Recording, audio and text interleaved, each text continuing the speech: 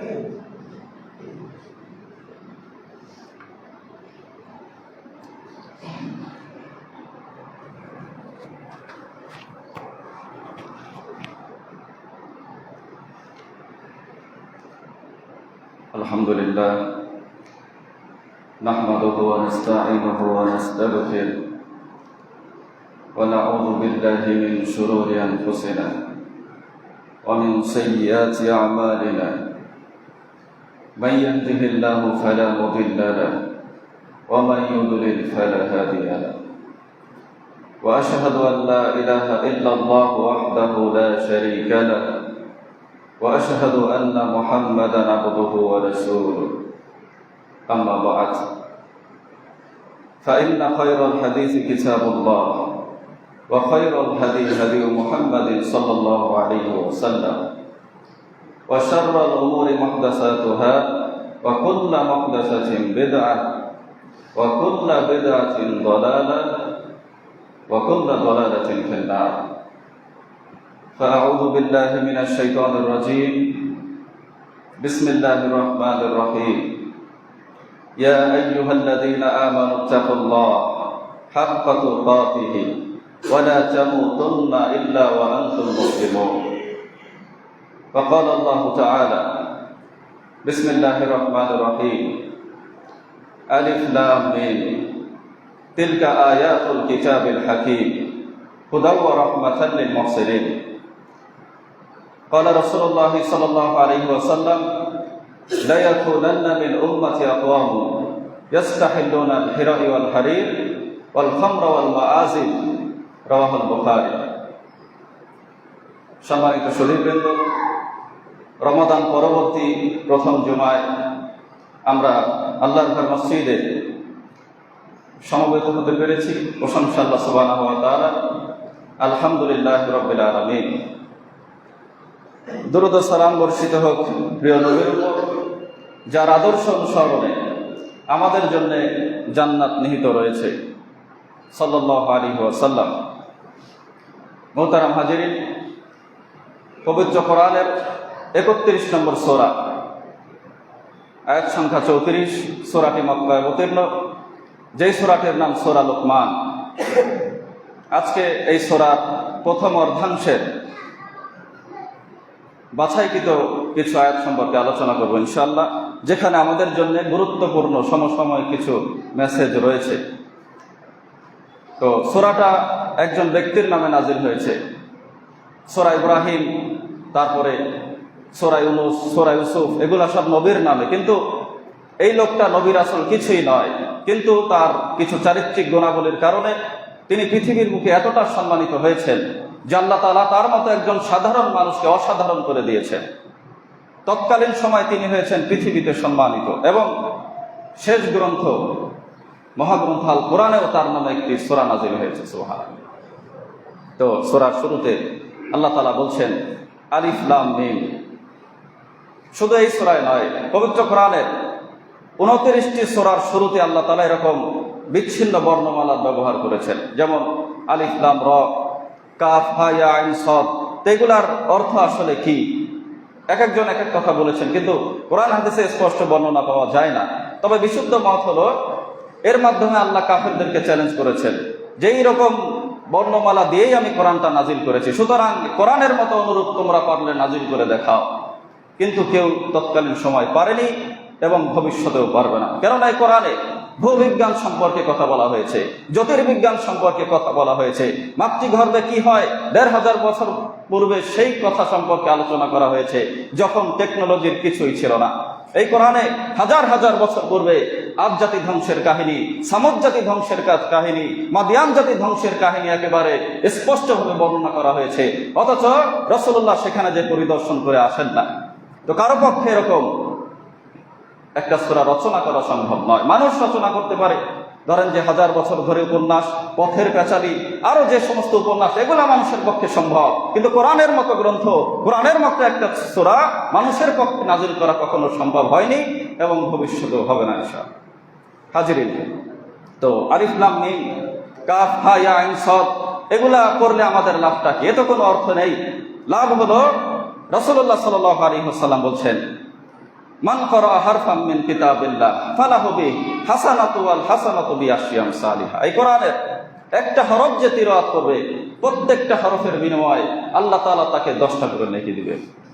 লা আকুল, নবী বলছেন আমি এই কথা তোমাদেরকে বলছি না আলিফ লাম মিম হরফুন, আলিফ লাম মিম মিলে একটা হরফ, আলিফ লাম মিম করলে 10টা নাকি, এটা তোমাদেরকে বলছি না। ওয়ালাকিন আলিফুন হরফুন ওয়া লামুন হরফুন ওয়া মিমুন হরফুন, বরং 3টা অক্ষরে তোমাদের জন্য 30টা নেকি আল্লাহ তাআলা দিবে। সুবহানাল্লাহ। তারপরে 2 নম্বর আয়াতে আল্লাহ তাআলা বলছেন তিলকা আয়াতুল কিতাবিল হাকিম, এগুলা হলো হিকমতপূর্ণ কিতাবের আয়াত। কেন হিকমত থাকবে না? এটা তো মানুষের লেখা উপন্যাস নয়, এটা হলো আল্লাহ তাআলার কালাম, এটা আল্লাহর কথা। আর আল্লাহ যেটা বলেছেন সেটা হিকমত থাকবে না, হিকমত ছাড়া হবে, হিকমতের উপস্থিতি থাকবে না, সেটা কিভাবে হয়? এগুলা হলো হিকমতপূর্ণ কিতাবের আয়াত। কাদের জন্যে? হুদা ওয়া রাহমাতাল লিল মুহসিনিন, হেদায়েত, রহমত মুহসিনদের জন্য। যারা মুহসিন, সৎকর্মশীল, এই কোরআন পড়ে তারাই শুধুমাত্র উপদেশ গ্রহণ করে, সেই অনুযায়ী জীবন পরিচালনা করে, এটা থেকে তারা হেদায়েত পায়। কিন্তু যারা মুহসিন নয়, সৎকর্মশীল নয়, এই কোরআন যত পড়ে তাদের ভিতরে এই কোরআন কোনো প্রভাব বিস্তার করে না। দেখবেন যে বড় বড় কোরআনের আলেম, তাদের জীবনেও কোরআনের বাস্তবায়ন আপনি দেখবেন না। ঘটনাক্রমে আপনি তো দেখছেন যে রাসূলুল্লাহ সাল্লাল্লাহু আলাইহি ওয়াসাল্লাম বলছে লা তুশরিক বিল্লাহ, আল্লাহর সাথে শিরিক করবে না। ওয়াইন কুতিলতা হুররিকতা, যদি তোমাকে জ্বালিয়ে দেওয়া হয়, পুড়িয়ে দেওয়া হয়, হত্যা করা হয়, আল্লাহর সাথে শিরিক করবে না। তারপরে এক শ্রেণীর আলেম সমাজের মাধ্যমেই শিরিক সংগঠিত হচ্ছে। এই কোরআন সবার বক্ষকে প্রশস্ত করে না। যে নিরপেক্ষ মন মানসিকতা নিয়ে কোরআন পড়বে, এই কোরআন তার মনের সন্দেহ দূর করবে। কিন্তু যে কোরআনের ভুল ধরার জন্য কোরআন পড়বে, যেমন নাস্তিকরা পড়ে, তাদের সংশয় দিন দিন আরো বৃদ্ধি পেতে থাকবে। তো কোরআন আপনার উন্নত চরিত্র গঠনে সহায়ক। আয়েশা রাদিয়াল্লাহু তাআলা আনহা বলছে কোরআনটা হলো পুরো নবীজির চরিত্র হলো গোটা কোরআন। সুতরাং এই কোরআনের অনুসরণের মাধ্যমে আমরা নবীজির চরিত্র অনুসরণে সর্বোচ্চ প্রচেষ্টা চালাতে পারি ইনশাআল্লাহ। তো রাসূল আল্লাহ সুবহানাহু ওয়া তাআলা পরবর্তী আয়াতে বলছেন এই মুহসিনদের গুণাবলী সম্পর্কে। মুহসিন তো আমরা যারা সালাতে এসেছি সবাই বলবো যে আমরাই তো মুহসিন, আমরা তো সৎকর্মশীল, আমরা মুসলমান অথবা আমরা মুমিন, এটা আমরা সবাই দাবি করি। কিন্তু শুধুমাত্র দাবির পরিপ্রেক্ষিতে পৃথিবীতে আপনি একজন মুসলমান হতে পারেন, কিন্তু আল্লাহর কাছে আপনার এই দাবি গৃহীত হবে না, আপনাকে কিছু আমল করতে হবে। তেমনি পরবর্তী আয়াতে আল্লাহ তাআলা কিছু আমলের কথা বলছেন যে মুহসিন হলো আল্লাযীনা ইউকিমুনাস সালাত, যারা সালাত কায়েম করে, ওয়া ইউতুনাজ যাকাত, যারা যাকাত দেয়, ওহুম বিল আখিরাতি হুম ইউকিনুন, এবং যারা পরকালের প্রতি নিশ্চিত বিশ্বাসী। প্রথম দুইটা হলো ইসলামের স্তম্ভ, আর পরেরটা হলো ইমানের যে স্তম্ভগুলো রয়েছে তার একটি। তো প্রথমটা আসেন যে মুহসিনের গুণাবলী, যে সে সালাত কায়েম করবে। কিভাবে কায়েম করবে? শুধু জুমার সালাতে এসেছেন এটা সালাত কায়েম, দিনে 2-4 ওয়াক্ত পড়ছেন, ফজরে ঘুমিয়ে থাকছেন, আসরে ঘুমিয়ে থাকছেন, 3 ওয়াক্ত পড়ছেন, এটা কি সালাত কায়েম না? সালাত আপনাকে পড়তে হবে যথা পদ্ধতিতে, যথা সময়ে। যদি আপনি রাসূলের পদ্ধতিতে, যথা পদ্ধতিতে, যথা সময় সালাত আদায় করেন, তবেই আপনি সালাতের হকটা আদায় করতে পারবেন। কিন্তু দুঃখজনক বিষয় যে আজকে আমাদের বাংলাদেশের অধিকাংশ মানুষই সালাতে অভ্যাসী নয়, সালাত আদায় করে না। অধিকাংশ মানুষই আপনি দেখবেন যে সালাতের সময় মসজিদে যখন সালাত আদায় হচ্ছে, অথবা একটা এলাকায় 200-400 জন মানুষের বসবাস, সেখানে মসজিদে কতজন মানুষ আসে এই সংখ্যা আপনি নিজেই বুঝতে পারবেন। অথচ আল্লাহ তাআলা কোরআনে ধমকি দিয়েছেন যে সাকার নামক এক প্রকার জায়গা, যেখানে জাহান্নামীরা থাকবে, সাকার নামক জাহান্নামে, ওখানে তারা অবস্থান করছে, আগুনে জ্বলে পুড়ে মরছে। এই অবস্থায় তাদেরকে জিজ্ঞাসা করা হবে মা সালাকাকুম ফি সাকার, হে সাকারবাসীরা, কিসে তোমাদেরকে এখানে নিক্ষেপ করেছে? তখন তারা জবাবে বলবে কালু লাম নাকু মিনাল মুসাল্লিন, তারা বলবে যে আমরা সালাত আদায় করিনি, যার কারণে এই সাকার নামক জাহান্নামে আজকে আমরা জ্বলে পুড়ে মরছি। শুধু তাই নয়, আল্লাহ কোরআনে বলছেন ফাখালাফা মিন বাদিহিম খালফুন আদাউস সালাত ওয়াত্তাবাউশ শাহাওয়াত ফাসাউফা ইয়ালকাউনা গায়্যা, তাদের পরে এলো অপদার্থ পরবর্তীগণ, যারা তাদের সালাতকে নষ্ট করেছে এবং অচিরেই তারা গাইয়া প্রত্যক্ষ করবে। যারা তাদের সালাতকে নষ্ট করে, সময় মতো সালাত আদায় করে না, ইচ্ছা করে সালাত কাজা করে, তারা গাইয়া প্রদর্শন করবে, সেখানে তারা থাকবে। গাইয়াটা আসলে কি? তাফসীর ইবনে কাসির বলছেন যে গাইয়া হলো জাহান্নামের নদীর একটি তলদেশ, যেখানে রয়েছে রক্ত এবং পুজের নিকৃষ্টতম আস্বাদ। আব্দুল্লাহ ইবনে মাসউদ রাদিয়াল্লাহু তাআলা আনহু বলছেন, গাই হলো জাহান্নামের এমন একটা গুহা, সমস্ত জাহান্নামের চাইতে কঠিন শাস্তির সমাবেশ এই গাই নামক জাহান্নাম। ইবনে আব্বাস রাদিয়াল্লাহু তাআলা আনহু বলছেন, গাই হলো জাহান্নামের এমন একটি গুহা, এর শাস্তি এত ভয়ঙ্কর, জাহান্নাম পর্যন্ত এই গাই নামক জাহান্নাম থেকে বাঁচার জন্য আল্লাহর কাছে আশ্রয় প্রার্থনা করে। আর বেনামাজি এই গাই নামক জাহান্নামে থাকবে। শুধু তাই নয়, মুসনাদ আহমদের হাদিস, রাসূল সাল্লাল্লাহু আলাইহি ওয়াসাল্লাম বলছেন, যেই ব্যক্তি সালাত আদায় করবে, সালাত শুধু আদায় করবে না, সালাতের হিফাজত করবে, যথা সময় যথা পদ্ধতিতে আদায় করবে, এই সালাত তার জন্য কিয়ামতের দিন নাজাতের ওসিলা হবে। এটা হবে তার জন্য জ্যোতি নাজাতের প্রমাণ।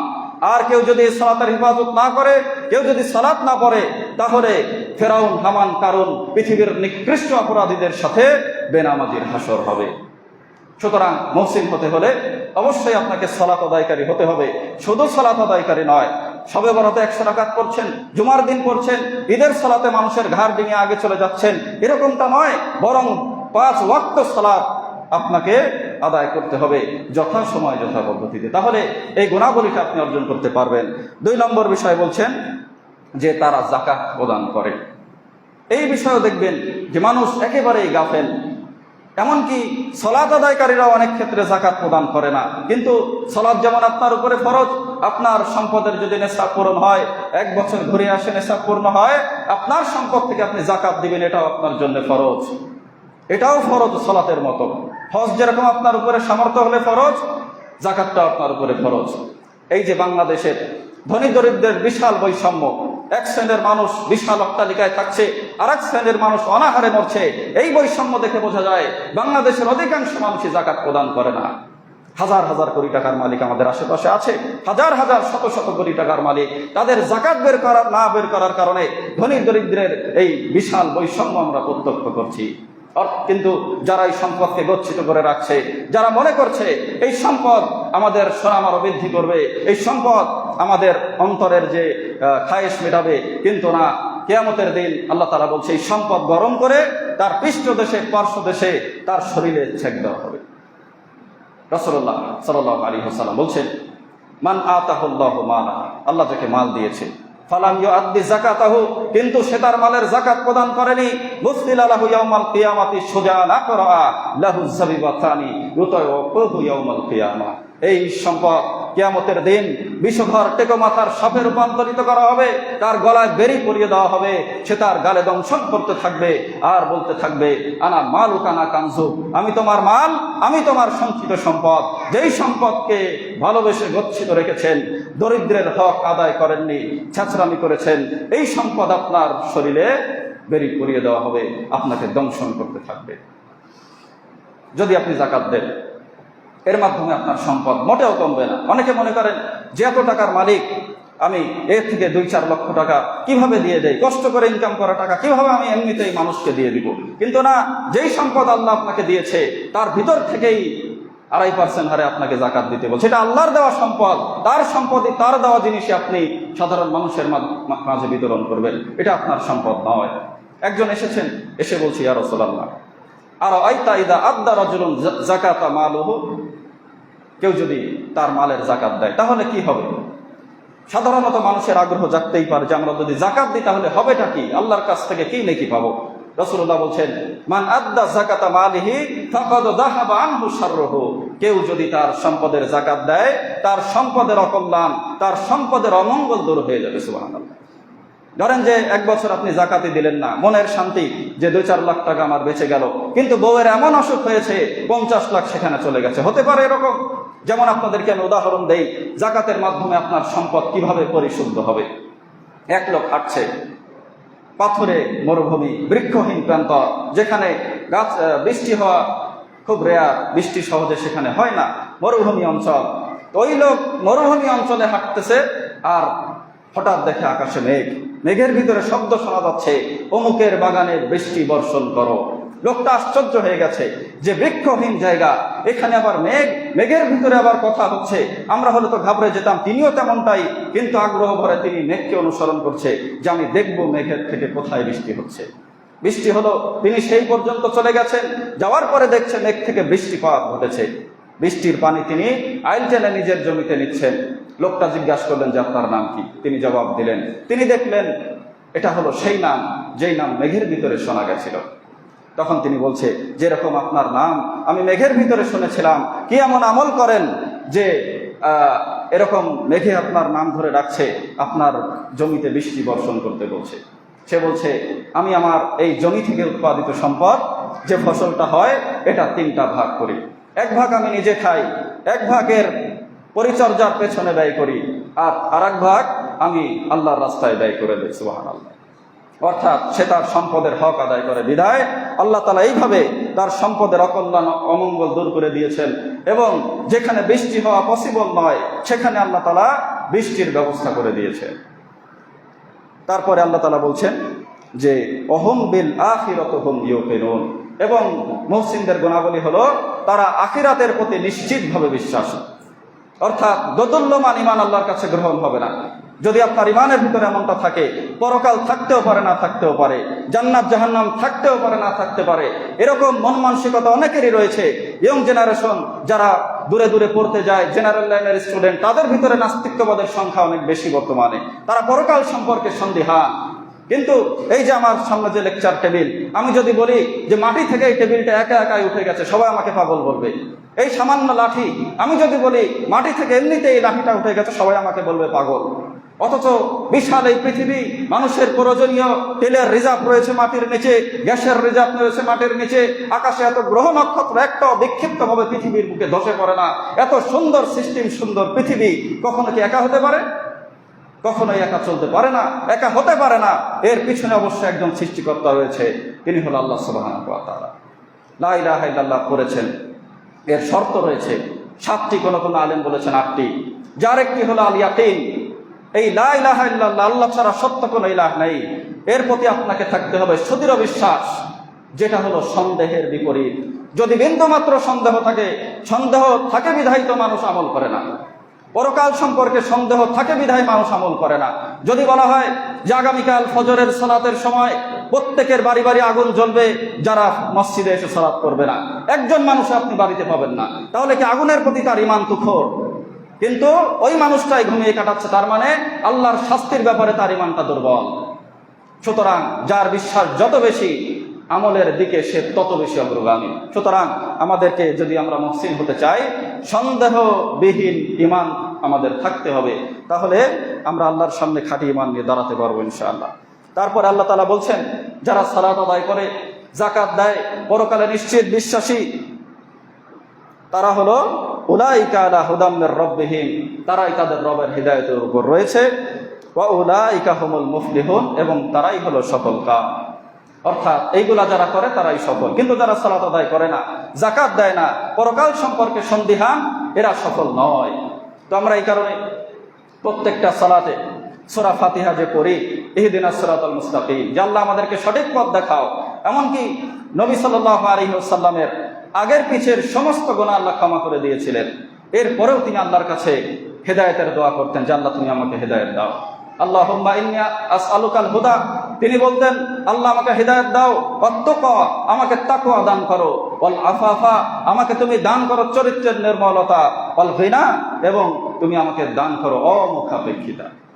হাজরিন, এর পরবর্তী আয়াতে সূরাতুল লুকমানের 6 নম্বর আয়াত, যেটা আল্লাহ নাজিল করেছেন বাদ্যযন্ত্রের ব্যাপারে।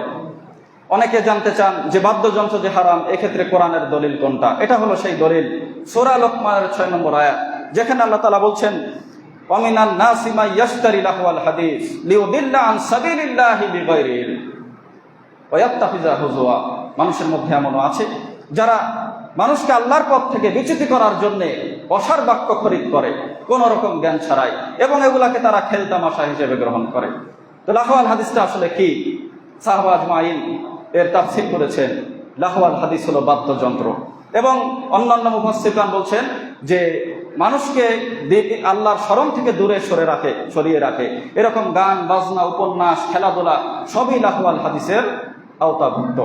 তো এছাড়াও শুরুতে আমি একটা হাদিস বলেছি যে বাদ্যযন্ত্র সম্পর্কে বিশ্বনবী সাল্লাল্লাহু আলাইহি ওয়াসাল্লাম ভবিষ্যৎবাণীও করেছেন, লা ইয়াকুনান্না মিন উম্মতি আকওয়াম, অচিরেই আমার উম্মতের এমন সম্প্রদায়ের আবির্ভাব ঘটবে ইয়াস্তাহিল্লুনাল হিরা ওয়াল হারির, যারা রেশমের পোশাককে হালাল মনে করবে অথচ আল্লাহ সেটাকে হারাম করেছেন, যারা জেনাকে হালাল মনে করবে অথচ আল্লাহ জেনাকে হারাম করেছেন, ওয়াল খামরা ওয়াল মাআজিব, মাদককে হালাল মনে করবে আর বাদ্যযন্ত্রকেও হালাল মনে করবে।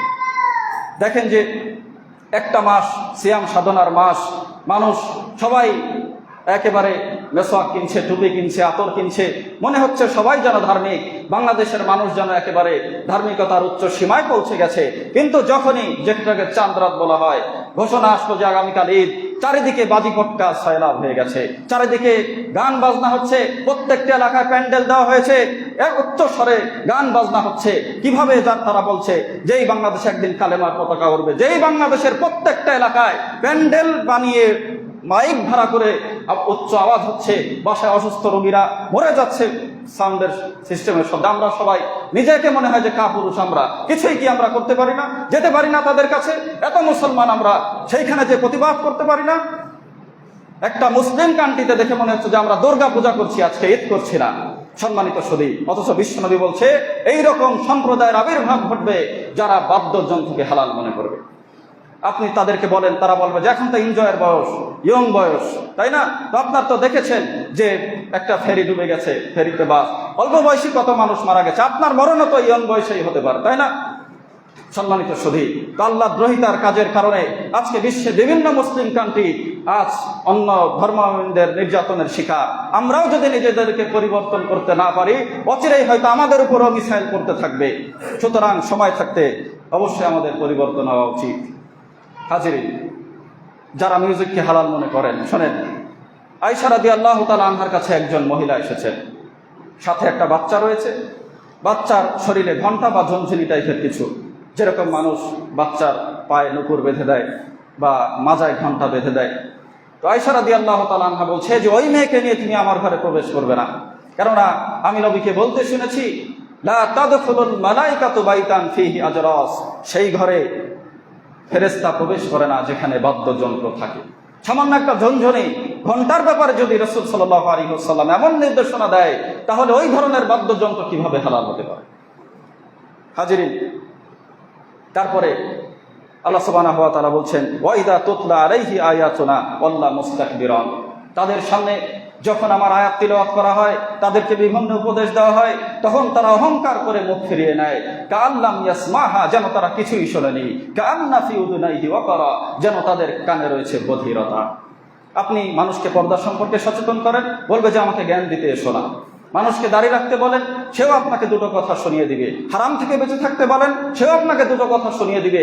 এইভাবে তারা আল্লাহর আয়াত শোনার পরেও প্রত্যাখ্যান করছে বা সেটাকে এড়িয়ে যাচ্ছে। আপনি আপনার দুর্বলতা স্বীকার করেন যে ভুল হয়েছে, পরবর্তীতে এই কাজটা করব, কিন্তু দেখবেন যে হটকারিতা করে সে আয়াতের বিরোধিতা করছে। মনে রাখবেন, কোরআনের আয়াত আপনার সামনে শোনানোর পরে, একটা হাদিস আপনার সামনে শোনানোর পরে আপনি যদি সেটাকে তুচ্ছ তাচ্ছিল্য করেন, তবে আপনার এই স্বভাব মক্কার মুশরিকদের স্বভাব। রাসূলের যুগে মক্কার মুশরিকরা এসেছে, আসার পরে বলছে যে তুমি তো আল্লাহর নবী, তার কি প্রমাণ আছে? মুসা আলাইহিস সালাম সাগরকে দুভাগ করেছিল, তারপরে আরেকজন নবী যিনি মানুষকে জিন্দা করতেন, ঈসা ইবনে মারিয়াম, তিনি মানুষকে জীবিত করেছে। তো তোমার কি আছে দেখাও, যে তুমি যে আল্লাহর নবী, আমাদেরকে প্রমাণ দাও। চাঁদ আকাশের চারটাই না হয় দুভাগ করে দেখাও। নবী আল্লাহর কাছে দোয়া করলেন, সাথে সাথে আকাশের চারটা দুই ভাগ হয়ে গেল। তারা দেখার পরেও, স্পষ্ট নিদর্শন দেখার পরেও তারা বলছে ওয়ায়াকুলু সিহরুম মুস্তামির, বলছে এটা তো স্পষ্ট জাদু ছাড়া আর কিছু নয়। স্পষ্ট দেখার পরেও তারা সেটাকে অস্বীকার করেছে। তেমনই আমাদের সমাজের কিছু মুসলমান এরকম অস্বীকার করছে। আল্লাহ তাআলা সকলকে হিদায়াত দান করুন, আল্লাহুম্মা আমিন। সম্মানিত সুধী, তার পরবর্তী আয়াতে আল্লাহ তাআলা বলছে ইন্নাল্লাযীনা আমানু ওয়া আমিলুস সলিহাত, যারা ঈমান আনে, সৎ কাজ করে, লাহুম জান্নাতুন নাঈম, এদের জন্যই রয়েছে নিয়ামতপূর্ণ জান্নাত। সবার জন্য নয়, এই পৃথিবীর সব মানুষ সেই নিয়ামতপূর্ণ জান্নাতে ঢুকতে পারবে না। যারা ঈমান আনে, শুধু ঈমানে সীমাবদ্ধ থাকে না, বরং সৎ কাজ করে। অনেকে বলে যে নামাজ পড়ি না, কালেমা তো পড়েছি, একদিন না একদিন জান্নাতে যাবই, কিন্তু শুধু কালেমা পড়াটাই আপনাকে বাঁচাতে পারবে না। আল্লাহ বলছে যারা ঈমান আনার পরেও সৎ কাজ করে। অনেক আলেম মত বিরোধপূর্ণ মাসালা তারা বলেছে নামাজ না পড়লে সে কাফের, তার জানাজাও নেই। অনেকে বলছে মত বিরোধপূর্ণ মাসালা আপনাদেরকে বলছি। তো ঈমান আনার পরে আপনাকে অবশ্যই আমল করতে হবে। যদি আমল করেন তবেই আপনার জন্য রয়েছে নিয়ামতপূর্ণ জান্নাত। অনেকে বলে নামাজ পড়ি না তাতে কি আমার ইমান ঠিক আছে, অনেকে বলে যে বোরকা পড়ি না তাতে কি আমার অন্তর ঠিক আছে, তাই না? তো নবীর স্ত্রীরা যেখানে পর্দা করেছে তাদের অন্তর কি আপনার থেকে বেশি কুচ্ছিত ছিল বা ইয়ে ছিল? আপনি কি বোঝাতে চান? নবীর স্ত্রীরা পর্যন্ত পর্দা করেছেন, তারপরে আপনার সাহাবা আজমাইন তারাও সালাত আদায় করেছেন। আপনি বলছেন যে আমি সালাত করি না আমার ইমান ঠিক আছে। না, সালাত না করলে কখনো ইমান ঠিক থাকতে পারে না। আপনার ইমানে বিচ্যুতি ঘটেছে বিধায় আপনি সালাত আদায় করছেন না। তো যদি আপনি সালাত আদায় করেন, সৎ কাজ করেন, আপনার জন্য থাকবে নিয়ামতপূর্ণ জান্নাত।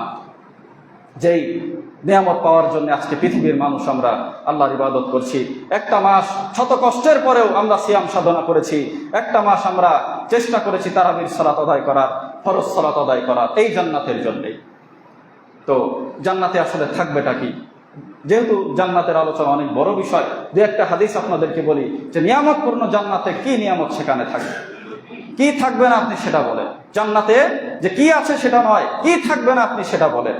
যা কিছু আপনার প্রয়োজন সবকিছুর সন্নিবেশ এই জান্নাতে থাকবে। একজন নিম্নমানের জান্নাতি সম্পর্কে রাসূলুল্লাহ সাল্লাল্লাহু আলাইহি ওয়াসাল্লাম বলছেন, ইন্না আদনা মাকাদি আহাদিকুম মিনাল জান্নাহ আয়াকুলু লাহু তামান্না। জান্নাতের নিম্নমানের জান্নাতি, উচ্চমানের নয়, নিম্নমানের জান্নাতিকে আল্লাহ তাআলা বলবে যে তোমার কি প্রয়োজন তুমি চাও। ফায়াতামান্না, সে চাইবে। ওয়ায়াতামান্না, সে আরো চাইবে। হাল তামান্নাইতা, আল্লাহ বলবে তোমার চাওয়াটা কি শেষ হয়েছে আদম সন্তান? সে বলবে না, আমার আর কিছু চাওয়ার নেই।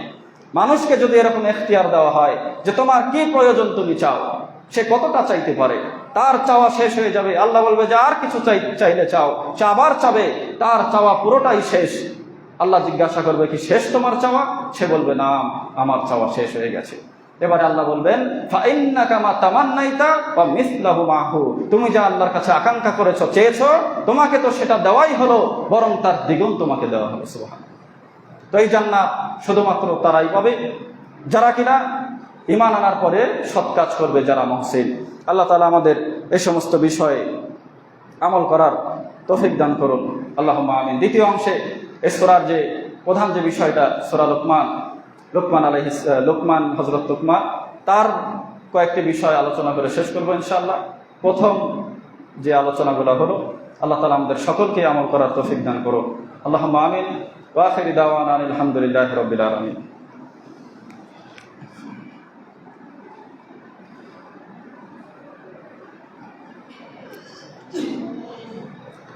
আলহামদুলিল্লাহ নাহমাদুহু ওয়া নাস্তাঈনুহু ওয়া নাস্তাগফিরুহু ওয়া নাউযু বিল্লাহি মিন শুরুরি আনফুসিনা ওয়া মিন সাইয়্যাতি আমালিনা মান ইয়াহদিহিল্লাহু ফালা মুদিল্লা লাহু ওয়া মান ইউদ্লিল ফালা হাদিয়া লাহু ওয়া আশহাদু আন লা ইলাহা ইল্লাল্লাহ ওয়াহদাহু লা শারীকা লাহু ওয়া আশহাদু আন্না মুহাম্মাদান আবদুহু ওয়া রাসূলুহু। আম্মা বা'দ। হাজিরিন, তো এটা হলো সবচেয়ে গুরুত্বপূর্ণ বিষয় এই সূরাটা, যার নামে আল্লাহ তাআলা এই সূরাটা নাযিল করেছেন। হযরত লোকমান, পৃথিবীর বুকে এই মানুষটাকে আল্লাহ সম্মানিত করেছিলেন তার কিছু আমলের কারণে, এবং এই লোকটা তার বাচ্চাকে কিছু উপদেশ দিয়েছিলেন যেটা আল্লাহর কাছে এত ভালো লেগেছে, যেগুলো আল্লাহ কোরআনে নাযিল করেছেন। তো আল্লাহ তাআলা বলছেন, ওয়ালাকাদ আতাইনা লুকমানাল হিকমাতা আনিশকুরু লিল্লাহ, যে অবশ্যই আমরা লোকমানকে হিকমত দিয়েছিলাম যে তুমি আমার কৃতজ্ঞতা প্রকাশ করো। ওমা ইয়াশকুরু ফাইন্নামা ইয়াশকুরু লিনাফসি, যে আমার শুকরিয়া আদায় করবে সে সেটা নিজের জন্যই করবে। ওমান কাফারা ফাইন্নাল্লাহা গনিয়্যুন হামিদ, আর যে কুফরি করবে, আমার শুকরিয়া আদায় করবে না, আমার কৃতজ্ঞতা প্রকাশ করবে না, সে জেনে রাখো আল্লাহ তাআলা অমুখাপেক্ষী এবং প্রশংসিত। অর্থাৎ আল্লাহ বলছে যে আমি লোকমানকে জ্ঞান দিয়েছিলাম, হিকমত দিয়েছিলাম, তুমি যে আমার কৃতজ্ঞতা প্রকাশ করো, যদি না করো আল্লাহর এতে কোনো যায় আসে না। আর যদি তুমি কৃতজ্ঞতা প্রকাশ না করো তাহলে সেটা তোমার নিজের জন্য। আমরা যে আমলই করি না কেন এতে আল্লাহর সম্পদের কিছু বাড়ে কমে না। আর আমরা যদি আল্লাহর অবাধ্যতা করি তবেও আল্লাহর সম্পদের কিছু বাড়েও না কমেও না, বরং সেটা আমাদের নিজেদের কল্যাণে। তো এই যে লোকমান, যার নামে সূরা নাজিল হয়েছে, এই লোকটা একজন নিম্নমানের মানুষ ছিল। নিম্নমানের বলতে মানুষের চোখে, আল্লাহর চোখে তো নয়। তো বিশাল সমাবেশে মানুষকে তিনি জ্ঞানগর্ভ আলোচনা শোনাচ্ছেন, বহু দূর থেকে মানুষ তার কাছে আসে। তো একজন ওরকম এসেছেন, আসার পরে তিনি চিনতে পেরেছেন যে এই হতে পারে সেই লোক যে আমার সাথে অমুক বনে ছাগল চড়াতো। কিন্তু সাহস পাচ্ছে না। এত বড় মানুষ, এত সম্মানিত, কিভাবে তার সাথে কথা বলি? তিনি সাহস করে গেছেন। যাওয়ার পরে বলছেন যে আপনি কি সেই মানুষ যে আমার সাথে অমুক বনে ছাগল চড়াতেন? তিনি বলছেন যে হ্যাঁ, আমি সেই লোক। তিনি বলছেন যে কিভাবে আজকে আপনার এত সম্মান? জবাবে তিনি বলছেন যে আমি দুইটা কাজ করি যার কারণে আজকে পৃথিবীর বুকে আমি সম্মানিত হয়েছি। একটা হলো যে আমি সবসময় সত্য কথা বলি, আর একটা হলো আমি অনর্থক কথাবার্তা পরিহার করে চলি। সুবহানাল্লাহ। আজকে দেখেন যে আমাদের ভিতরে মিথ্যা কথার সয়লাভ হয়ে গেছে। ব্যবসা করছে মিথ্যা কথা বলে, বা মানুষের সাথে প্রতারণা করছে বিভিন্নভাবে। বাড়িতে রয়েছে, বলছে যে আমরা রাস্তায় আছি, এখন চলে আসবো, বা এইরকম বহু মিথ্যা, যেগুলাকে মানুষ মিথ্যাই মনে করে না। এমনকি বিশ্বনবী সাল্লাল্লাহু আলাইহি ওয়াসাল্লাম বড় মিথ্যা তো মিথ্যা, ছোট মিথ্যা সম্পর্কে বলছেন যে কোন নারী, ধরেন যে বাচ্চাকে ভাত খাওয়াচ্ছে, দূরে দৌড়াদৌড়ি করছে, সে তাকে ছলনা দিল যে এই যে আমার হাতে কি, এটা নিয়ে যাও, অথচ সে তাকে কিছুই দিবে না। নবীজি বলছেন সেই মহিলাও একজন মিথ্যুক মহিলা। সুতরাং আমরা যদি এই লোকমানের মতো পৃথিবীর মুখে সম্মানিত হতে চাই, অবশ্যই আমাদেরকে মিথ্যা পরিত্যাগ করতে হবে। কেননা মিথ্যা হলো মুমিনের যে স্বভাব তার বিপরীত, মিথ্যা হলো মুনাফিকের স্বভাব। আপনারা আয়াত জানেন যে রাসূলুল্লাহ সাল্লাল্লাহু আলাইহি ওয়াসাল্লাম বলছেন যে আয়াতুল মুনাফিকি সালাসুন, মুনাফিকের আলামত হলো তিনটা। ইযা হাদ্দাসা কাযাবা, কথা বললে সে মিথ্যা কথা বলে। ওয়া ইযা ওয়াদা আখলাফা, ওয়াদা করলে সেটার খেয়ানত করে। ওয়া ইযা তুমিনা খানা, যখন তার কাছে আমানত রাখা হয় তখন সে এটা খেয়ানত করে। পরবর্তী বিষয় হলো যে তিনি অনর্থক কথাবার্তা কাজকর্ম এগুলো পরিহার করে চলতেন।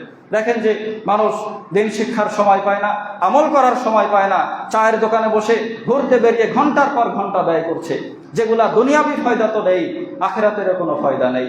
এরকম অনর্থক কথাবার্তা কাজ, এগুলা যদি আমি ছাড়তে পারি, তাহলে আমরাও আল্লাহর কাছে সম্মানিত হতে পারবো ইনশাআল্লাহ। লোকমান তার সন্তানকে কি উপদেশ দিয়েছিলেন? প্রথম উপদেশ দিয়েছিলেন, আল্লাহ তাআলা কোরআনে বলছেন ওয়াইদ ক্বালা লুকমানু লিবনিহি ওয়া হুয়া ইয়াইদুহু ইয়া বুনাইয়া। আর স্মরণ করো লোকমানকে, যখন সে তার সন্তানকে উপদেশ দিতে যেয়ে বলছে ইয়া বুনাইয়া, হে আমার আদরের সন্তান, লা তুশরিক বিল্লাহ, আল্লাহর সাথে শিরিক করবে না। ইন্না শিরকা লাযুলমুন আযীম, নিশ্চয় শিরক হলো সবচাইতে বড় জুলুম, সবচাইতে বড় জুলুম। এর চাইতে বড় পাপ আর পৃথিবীতে কিছুই হতে পারে না। এই কারণে আল্লাহ তাআলা হাদিসে কুদসিতে বলছে যে চুরি জেনা মানুষ যা কিছুই করুক না কেন, তওবা ছাড়া মারা গেলে হতে পারে তার ক্ষমা হবে, নতুবা শাস্তি পেয়ে সে জান্নাতে যাবে যদি তার তাওহীদ ঠিক থাকে। কিন্তু শিরক এমন গুনাহ, যদি তওবা ছাড়া মারা যায় চিরস্থায়ী হবে সে জাহান্নামে থাকবে। আল্লাহ বলছেন ইয়া ইবনে আদম, হে আদম সন্তান, ইন্নাকা মা দাউতানি, যতক্ষণ তুমি আমাকে ডাকবে, ও রাজাউতানি, আমার নিকট ক্ষমার আশা রাখবে, গফারতু লাকা, আমি তোমাকে ক্ষমা করে দিব, ওয়ালা উবারি, আমি কারো পরোয়াই করি না। ইয়া ইবনে আদম, হে আদম সন্তান, লাউ বালাগাত দুনুবুকা আনাস সামাই, তোমার পাপ যদি আকাশের মেঘমালা পর্যন্ত পৌঁছে যায়, সুম্মা আস্তাগফিরুতানি, এরপরে তুমি আমার কাছে ক্ষমা চাও, গফারতু লাকা, আমি তোমাকে ক্ষমা করে দিব, ওয়ালা উবারি, আমি কারো পরোয়াই করি না। ইয়া ইবনে আদম, হে আদম সন্তান, ইন্নাকা লাউ আতাইতানি বিকুরাবিল আরদি খাতায়া, তুমি যদি পৃথিবী ভর্তি অপরাধ নিয়ে আমার সামনে আসো, সুম্মা লাকিতানি লা তুশরিকু বি শাইআ, কিন্তু এই আশাটা যদি হয় শিরিকবিহীন অবস্থায়, আতাইতুকা বিকুরাবিহা মাগফিরা, সমপরিমাণ ক্ষমা নিয়ে আমি তোমার সাথে সাক্ষাৎ করব। সুবহানাল্লাহ। কিন্তু এখানে আল্লাহ তাআলা বলছে যে আপনাকে অবশ্যই শিরিক ছাড়া আল্লাহর সামনে হাজির হতে হবে। তো শিরিকটা কি বিস্তর আলোচনা। সব শিরিক যে আপনার বড় গুনাহ এটা সবাই জানে, কিন্তু শিরিক কি করলে হয় এটা অধিকাংশ মানুষ জানে না। এ সম্পর্কে ইনশাআল্লাহ জানার চেষ্টা করবেন, কারণ এটাই সর্বপ্রথম আপনার জন্য জানা ফরজ।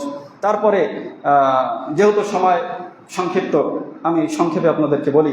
পরবর্তী আয়াতে লোকমান, আল্লাহ তাআলা বলছেন, এটা লোকমানের না, আল্লাহর উপদেশ, ওয়াসাইনাল ইনসানা বিওয়ালিদাই, আমি মানুষকে তার পিতামাতার সাথে সদ্ব্যবহার করার নির্দেশ দিয়েছি।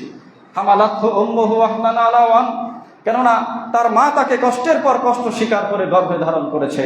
অফিসলহু ফি আমাইন, তার দুধ ছাড়াতে 2 বছর সময় লেগেছে। আনিশকুরলি ওয়ালি ওয়ালিদাইকা ইলাইয়াল মাসির, সুতরাং আল্লাহ বলছে আমার কৃতজ্ঞতা প্রকাশ করো, তারপরে তোমার বাবা মার কৃতজ্ঞতা প্রকাশ করো। কেননা তারা হলো এমন মানুষ, পৃথিবীর বুকে সবচাইতে বেশি যারা আপনাকে ভালোবাসে সেটা হলো আপনার পিতামাতা। আপনার জন্য যারা সবচাইতে বেশি ত্যাগ স্বীকার করে সেটা হলো আপনার পিতামাতা। এই কারণে আল্লাহ তাআলা বলছে যে আমার শুকরিয়া আদায় করো এবং পিতামাতার শুকরিয়া আদায় করো, তাদের কৃতজ্ঞতা প্রকাশ করো, তাদের খেদমত করো। তবে সবচাইতে ইম্পর্টেন্ট একটা বিষয় দেখেন, যে আল্লাহ তাআলা নিজের কৃতজ্ঞতার পরে পিতামাতার কৃতজ্ঞতা আদায় করার কথা বলছেন। তো এর পরবর্তী আয়াতে আল্লাহ তাআলা বলছে, ওয়া ইন জাহাদাকা আলা আন তুশরিকা বিমা লাইসা লাকা বিহি ইলম, কিন্তু তারা যদি, তাদেরকে ভালোবাসবা, তাদের আনুগত্য করবে, কিন্তু তারা যদি আল্লাহর সাথে শিরক করার কথা বলে যে বিষয়ে তোমার কোনো জ্ঞান নেই, ফালা তুতিহুমা, তবে এক্ষেত্রে তাদের কোনো আনুগত্য করবে না। চিন্তা করেন, সমাজ মেনটেন করার জন্য আপনি কত অপরাধ করছেন। যারা এই দেশে ইসলাম কায়েম করতে চায়, আমরা দেখেছি যে আমার সোনার বাংলা মিউজিক সম্বলিত গান, তারা সকলে দাঁড়িয়ে গেছে সেই সম্মানে। দাড়ি টুপিওয়ালা মানুষ ইসলামের সম্মান নষ্ট করছে। এমনকি 21শে ফেব্রুয়ারিতে তারা দেখেছি যারা এই দেশে ইসলাম কায়েম করতে চায়, খালি পায়ে ফুল নিয়ে চলে গেছে, আপনারা তো দেখেছেন। অথচ আল্লাহ বলছে যে পিতামাতার খেদমত করবে, তাদের কথার অবাধ্য হবে না, কিন্তু তারাও যদি তোমাকে বলে আল্লাহর দ্রোহী কাজ করতে, তবে সেখানে তোমরা আগ বাড়াবা না। সম্মানিত সুধী, সাহাবীদের উদাহরণ দেখেন। আপনার হাতে আল্লাহ কিভাবে রাষ্ট্র ক্ষমতা দিবে, আপনার কি ঈমান। সাহাবীদের ঈমান দেখেন। সাদ বিন আবু ওয়াক্কাস রাদিয়াল্লাহু তাআলা আনহু, যার জন্য এই আয়াতটা নাজিল হয়েছিল, সাদ বিন আবু ওয়াক্কাস রাদিয়াল্লাহু তাআলা আনহু। তো এই সাহাবী ইসলাম গ্রহণ করেছে রাসূল সাল্লাল্লাহু আলাইহি ওয়াসাল্লামের মুখে কোরআন শুনে হেদায়েত প্রাপ্ত হয়েছে। তো তিনি তার মায়ের খেদমত করতেন, তার মাকে প্রচন্ড ভালোবাসতেন। যখন তিনি হেদায়েত প্রাপ্ত হয়েছে, তার মা বলছে যে তোমার ব্রেন ওয়াশ করেছে, যেরকম মানুষ বলে যে মুহাম্মদ তোমাকে কি বুঝিয়েছে জানি না, তো এই ধর্ম তুমি ছেড়ে দাও, যতক্ষণ না তুমি না ছাড়ছো আমি আজ থেকে পানাহার বন্ধ করে দিলাম।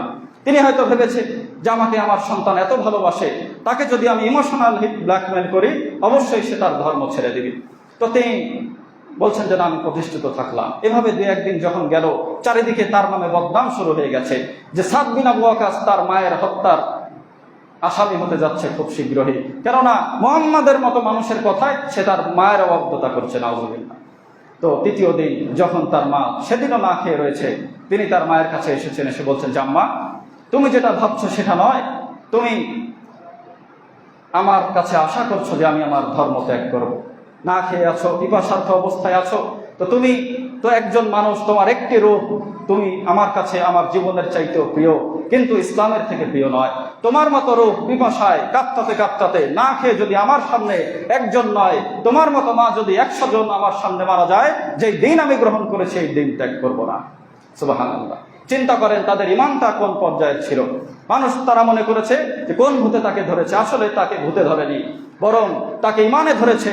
সে চিনেছে আল্লাহকে, সে পরকাল সম্পর্কে জেনেছে যে এই পৃথিবীর জীবন শেষ নয়, পরকালে মাই আমাকে খোঁজ নিবে না, আমার বাবা আমাকে খোঁজ নিবে না, তাহলে দুনিয়াতে কেন তার কথা শুনে আমি আল্লাহর বাধ্যতা করব।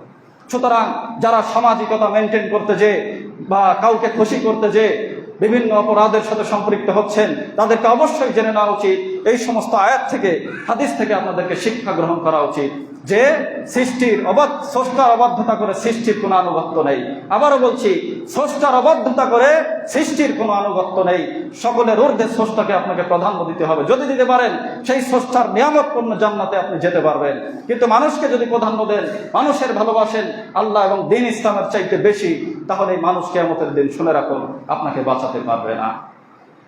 সম্মানিত হাজিরিন, তো যাই হোক, আল্লাহ তাআলা অত্র সূরার আলোচিত বিষয়গুলো আমাদের সকলকে আমল করার তৌফিক দান করুক। লোকমান পৃথিবীর বুকে একটি ইতিহাস, একটি নাম। ইতিহাস নাম হয়েছে এই কারণে তার সত্যবাদিতা এবং তার অনর্থক কথাবার্তা কাজকর্ম ছেড়ে দেওয়ার কারণে। আল্লাহ তাআলা আমাদেরকেও এই সমস্ত গুণাবলী অর্জন করার তৌফিক দান করুন। আল্লাহুম্মা আমিন। আমাদের মাঝে যারা আমরা বেঁচে আছি, আল্লাহ আমরা যেন ঈমানের সহিত মৃত্যুবরণ করতে পারি, জীবনের সর্বশেষ পর্যন্ত যেন আমরা ঈমান ধরে রাখতে পারি।